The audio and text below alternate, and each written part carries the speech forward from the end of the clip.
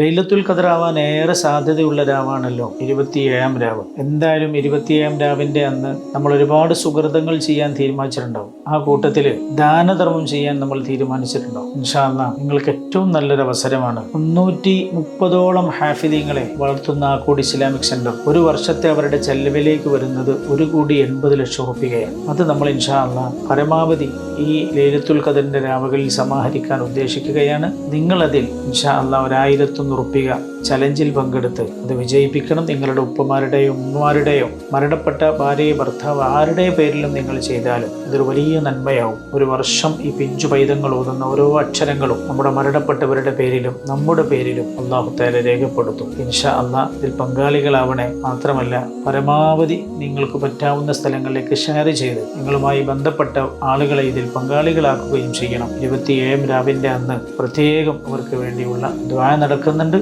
അതിൽ നിങ്ങൾ പങ്കെടുക്കണം. അസ്സലാമു അലൈക്കും വറഹ്മത്തുള്ളാഹി.